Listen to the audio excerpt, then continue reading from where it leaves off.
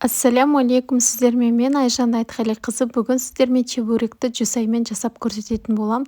Міндетті түрде менің каналыма тіркеліп, лайк басып, қоңырауша белгісін басуды ұмытпаңыздар. Сонда сіздер мені жоғалтып алмайтын боласыздар. Келесіде сіздерге салған видеоларым бірден келіп тұратын болады. Міне мен сіздерге ішін көрсетіп жатырмын. Керемет болып шығады. Осыны бірге жасап көрейік. Ұнымызды електен өткізіп, қайнап тұрған суымызға тұзымызды саламыз да қамыр илейтін боламыз. Қамырды қолмен илемеңіздер, себебі бұл қайнап тұрған су болғандықтан қолдарыңыз күйіп қалуы мүмкін. Осылай үлкен қасықтың көмегімен бірінші суды жайлап құйып, ұнды осылай қамыр қып араластыратын боласыздар. Қолмен істейтін болсаңыздар, қолдарыңыз күйіп қалады, себебі менің рецептім бойынша бұл қайнап тұрған суда осылай иленетін қамыр. Сондықтан қамыры ерекше жұмсақ болып шығады. Осылай істеңіздер. Соңына таман бір жұмыртқа қосып жібересіздер де, енді жайлап ақырындап қолмен илесеңіздер болады. Қамыр ыстықтау болып тұрады, бірақ сіздер оны жай ғана сүлгімен жауып, бетін салмасын дайындағанша қойып қойсаңыздар болады. Міне қамырымыз жұмсақ, көрдіңіздер ме? Жай ғана бетін жабасыздар да қоясыз, өзі суып тұра береді. Салмасына мен жүсайды жақсылап жуып, тазалап алдым. Енді осыны жіңішке қып жұқалап турайтын боламыз. Кез келген ет бола береді. Мен өзім сиырдың етін жаңағындай шегіп алып, фарш қылып, соны қосамын. Кішкене ішіне іш май қосып жіберемін. Егер сіздер іш майды қаламасаңыздар, кішкене сұйық май қоссаңыздар болады. Жүсайды салып, қара бұрыш, тұз қосасыздар, және кішкене жылы су қосып жібереміз. Болды, осымен біздің салмамыз дайын болып шыға келді.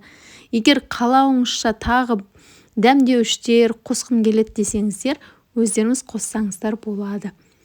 Мен өзім осылай істеймін, осының өзі керемет болып шығады. Қамырымыз суды, енді осыны бөліктерге бөліп, жұқалап, жайып, чебуректерді дайындайтын боламыз. Өздеріңіздің қалауларыңызша тестаны жаңағындай үлкен қылып, немесе кішкентай қылып, кесіп, әртүрлі размерде жасауларыңызға болады. Мен сіздерге жасап көрсетейін. Қазір қараңыздар.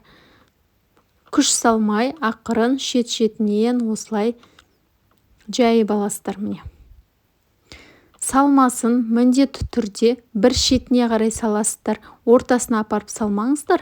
Себебі біз екінші шетімен қамырды жапқан кезде өзінің формасы шығатындай бір шетке салатын боласыздар.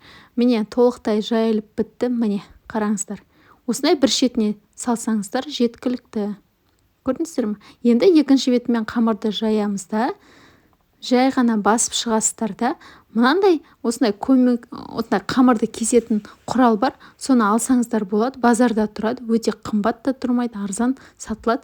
Зато осындай чебуректердің размерлерін жақсылап шығарып аласыздар. Келесін тағы бір жайып сіздерге көрсетіп жіберейін. Міне жұқалап қамырым жайылды.